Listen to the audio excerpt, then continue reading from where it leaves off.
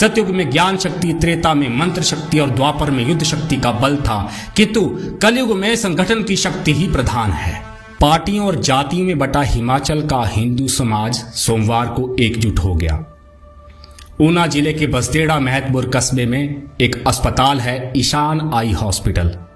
इसके मालिक डॉक्टर नदीम अख्तर ने अपने फेसबुक अकाउंट से भगवान शिव पर एक अत्यंत अभद्र टिप्पणी की थी। डॉक्टर नदीम का वह कमेंट इतना अधिक आपत्तिजनक और अश्लील था कि अब अगर वह माफी भी मांग लेते हैं तब भी हिंदू संतुष्ट और शांत नहीं रहने वाला। हिंदू समाज ने सोमवार को प्रशासन से स्पष्ट तौर पर कह दिया है कि हिंदुओं से घृणा करने वाला डॉक्टर दोबारा हिमाचल में दिखाई नहीं देना चाहिए। उनके अस्पताल की एनओसी रद्द की जाए और यह सुनिश्चित किया जाए कि वे भविष्य में भी देवभूमि में मेडिकल प्रैक्टिस ना कर पाए। सत्य सनातन वैदिक धर्म की छाया में आए हिंदू वीरों ने अल्टीमेटम दिया है कि 2 दिन के भीतर एक्शन लिया जाए, यानी वीरवार को फिर से समाज जुट होने वाला है। मुझे पता चला है कि डॉक्टर नदीम अख्तर ऊना के मुस्लिम समाज का सबसे बड़ा नाम है। इस्लाम के लिए पूरी तरह समर्पित इस डॉक्टर के बारे में हमें कई और बातें भी पता चली हैं। एक बार माउंट कार्मल स्कूल के पेरेंट्स ग्रुप में किसी अभिभावक ने अग्नि और जल देवता पर कुछ पंक्तियां लिखी। तब भी डॉक्टर साहब की पत्नी ने खूब भड़ास निकाली थी। अपनी विचारधारा के प्रदर्शन और बच्चों के माता पिता से बहस के बाद मोहतरमा ग्रुप लेफ्ट कर देती हैं। अब डॉक्टरों के व्हाट्सएप ग्रुप की बात करते हैं। भगवान शिव के ऊपर अश्लील कमेंट करने के बाद ऊना प्राइवेट हॉस्पिटल एसोसिएशन के ग्रुप में भी चर्चा शुरू हो गई थी।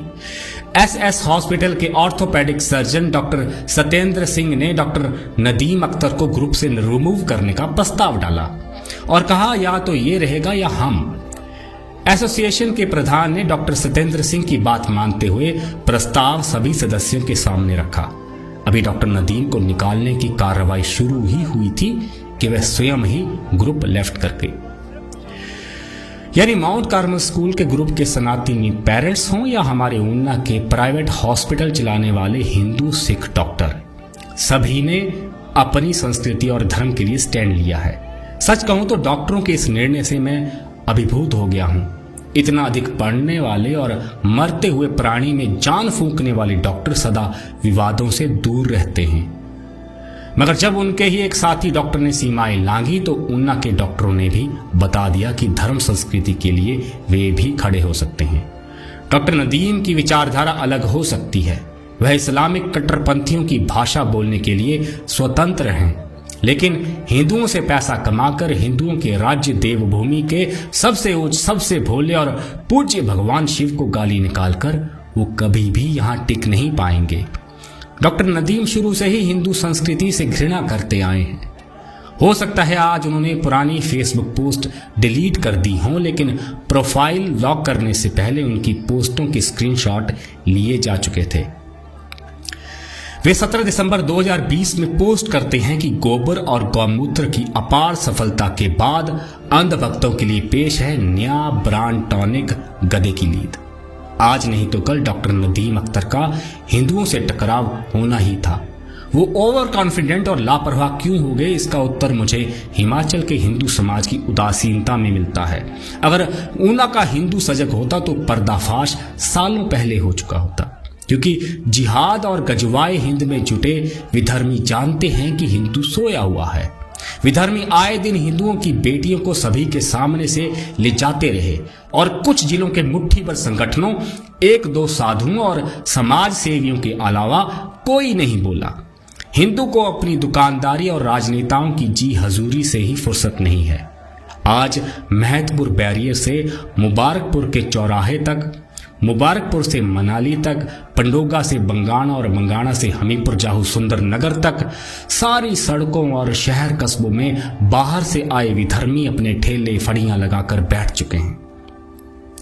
रूई पिंजने से लेकर डॉक्टरी तक, नदियों के किनारे जमीन कब्जाने और जंगलों में अवैध बस्तियां बसाने तक हिमाचलियों की जमीन और जोरू पर उनकी नजर है। फेरी वालों की आई बाढ़ को भी गंभीरता से लीजिए, क्योंकि लोकल हिमाचली के व्यापार पर दीमक लग चुका है। हिंदुओं की अर्थ शक्ति को खोखला करने के षड्यंत्र चल रहे हैं। हिंदू चिंतक और जागरूक युवा मुझे बताते हैं कि जब से हिमाचल में जिहाद की घोषणा हुई है, जब से हिमाचल के लोकल मुस्लिम समाज ने अपनी मस्जिदों को बाहरी मौलवियों के हवाले किया है, तब से हिमाचल का लोकल मुसलमान भी अब कट्टरता की ओर बढ़ चला है। देखिए, कट्टरता रखना या ना रखना यह किसी भी पंथ मजहब के लोगों का निजी अधिकार है। कट्टर बनना किसी कानून का उल्लंघन नहीं होता, लेकिन जब देश से बाहर जन्मी संस्कृति, कुरान और हदीस में लिखी बातों को कोई हिमाचल में थोपने की कोशिश करेगा, तब टकराव होना निश्चित हो जाता है। आज से 40 वर्ष पूर्व हिमाचल के लोकल मुसलमान यहाँ के लोकल हिंदुओं से वैवाहिक संबंध नहीं रखते थे। उनका हिंदुओं के कार्यक्रमों में आना और हिंदुओं का उनके कार्यक्रमों में जाना और उनका मंदिरों में माथा टेकना एक परंपरा की तरह चल रहा था। हिंदू भी उन्हें कभी दूसरी नजर से नहीं देखते थे। अब आए दिन लोकल मुसलमानों द्वारा हिंदू लड़कियों को टारगेट करने की खबरें हमें अपने नजरिए को बदलने पर विवश कर रही हैं। देखिए, कानून मानव के प्रत्येक मुद्दे को कवर नहीं करता, इसलिए कानूनी नहीं सामाजिक विषय है। यह भी सच है कि हिमाचल का लोकल मुसलमान कहीं ना कहीं अरब के शेखों, तालिबान या खाड़ी देशों के मुसलमानों से ज्यादा भारत के हिंदुओं से अपनी निकटता का आभास करता था। वो समझता था कि कालांतर में कुछ पीढ़ी पहले ही, जब घोड़ों पर तलवारें लहराते, महिलाओं को निर्वस्त्र करके मंडियों में बोली लगाने वाले, गांव के गांव पुरुषों से विहीन करके उनकी महिलाओं को उठाने वालों ने जब उनके पूर्वजों को कहा कि या तो मारे जाओ या इस्लाम कबूल कर लो, तब भयवश वो लोग मुसलमान बन गए।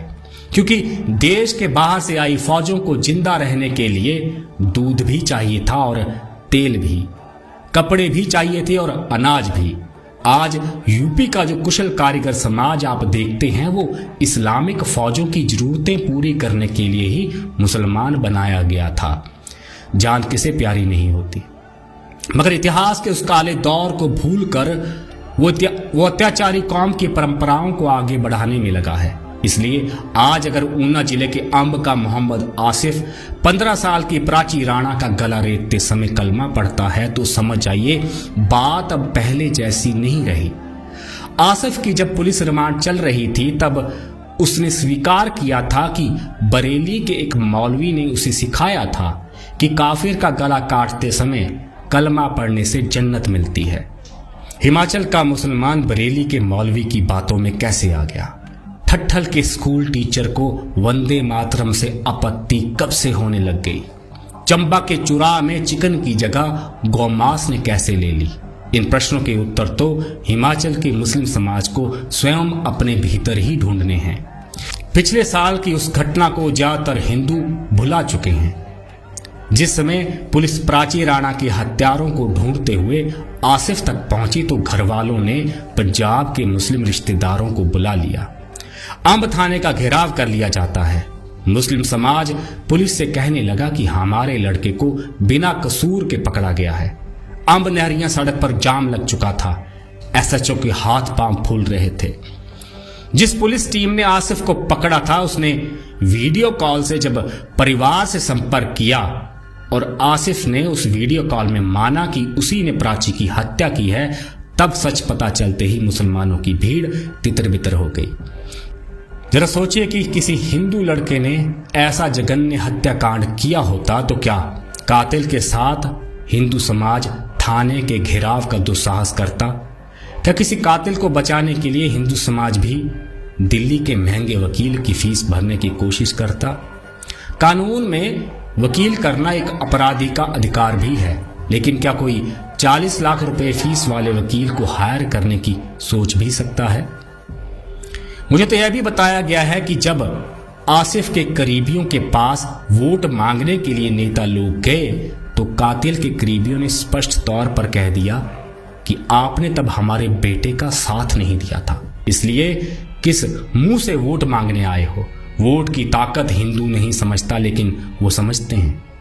अब कोई उनसे पूछे कि कातिल को कैसा साथ चाहिए था, 15 साल की मासूम प्राची को अपवित्र करने की कोशिश करने वाला एक मानसिक रोगी जब सफल नहीं हो पाया तो उस बेटी का गला काट दिया।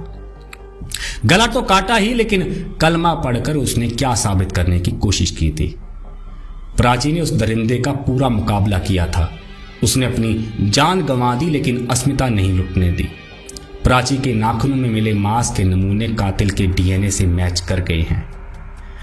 मुझे यह भी पता चला है कि विधर्मियों ने प्राची और उसके परिवार के खिलाफ दुष्प्रचार करने की भी असफल कोशिश की थी। कई मीडिया वाले उसे एक तरफा प्रेम इत्यादि भी कहने लगे ताकि मामले को उलझा दिया जाता। प्राची राणा इस नश्वर संसार से जा चुकी है, लेकिन आसिफ जिंदा है। आज बुडूही या ऊना का कोई वामपंथी ये नारा नहीं लगाएगा कि प्राची हम शर्मिंदा हैं, तेरे कातिल जिंदा हैं। उल्टा ऊना का समाज एक के बाद एक विधर्मी को अपनी बिल्डिंगें, स्वां में अपने खेत, मार्केट में अपनी दुकानें किराए पर देता जा रहा है। वह स्वयं अपनी आर्थिक घेरेबंदी करवा रहा है। यह रिकैप करना आवश्यक था कि हम बार बार जिहाद की दस्तक को महसूस करने के बाद भी चुप होकर बैठ जाते हैं। जिहाद एक मुसलमान के लिए अनिवार्य कार्य है। देवबंद के मदरसों में पढ़ाया जाता है कि शरीयत में जिहाद दीन हक की ओर बुलाने और जो उसे कबूल ना करे उससे जंग करने को कहते हैं। अब आप भी पता कर लीजिए कि हिमाचल के मदरसों में जिहाद के बारे में क्या पढ़ाया जा रहा है। डॉक्टर से याद आया कि लाहौर मेडिकल कॉलेज से 1954 में एमबीबीएस करने वाले डॉक्टर इसरार अहमद 20वीं सदी के अग्रणी इस्लामिक विचारक रहे हैं, जो 2010 में मरने तक भारत पर गजवाए हिंद का सपना देखते रहे। अब एक साधारण मौलवी और एमबीबीएस डिग्री वाले में कोई तो अंतर होगा। वो भारत को जीतकर पूरी दुनिया को इस्लाम के अंतर्गत लाना चाहते थे। अब देखिए, डॉक्टर इसरार को सुन सुनकर भारत का भी एक मेडिकल डॉक्टर इतना प्रभावित हुआ कि उसने दुनिया में जिहाद को नए ढंग से पेश कर डाला। उसका नाम है डॉक्टर जाकिर नाइक। उन्होंने मुंबई विश्वविद्यालय से एमबीबीएस की डिग्री हासिल की थी। आज डॉक्टर जाकिर नाइक भगौड़ा है और कई आतंकवादियों को प्रभावित कर चुका है। न जाने कितने हिंदुओं का उसने धर्म परिवर्तन करवा दिया है। इसलिए डॉक्टर होना सिर्फ एक योग्यता है। एक मैट्रिक पढ़े कट्टर को आईएसआईएस वाले फिदाइन बनाकर कहीं भी फूटने के लिए भेज देंगे, मगर जबकि डॉक्टर कट्टर बनता है तो वो सीधे दिमाग पर मार करेगा, क्योंकि वह बाजुओं की ताकत के जोर से नहीं, मस्तिष्क की शक्ति से डॉक्टर बनता है। ऐसा एक कट्टर 1 लाख आत्मघाती आतंकवादियों से भी ज्यादा घातक होता है। अगर doctor Nadeem Akhtar rational thinker होते तो वह इस्लाम पर टिप्पणियां करते, क्योंकि पूरी दुनिया में इस्लामिक जिहाद आज एक वैश्विक चुनौती बन चुका है, मगर उन्होंने सदैव हिंदू धर्म संस्कृति पर ही निशाना साधा। इसलिए गलती से गलत पोस्ट वाला डिफेंस या फेसबुक आईडी हैक होने वाला झूठ अब काम नहीं आएगा।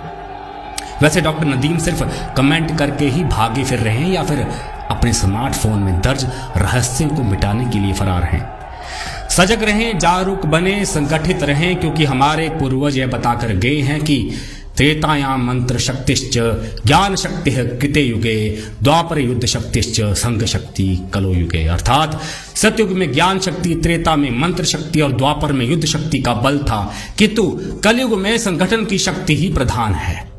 धन्यवाद। हर हर महादेव।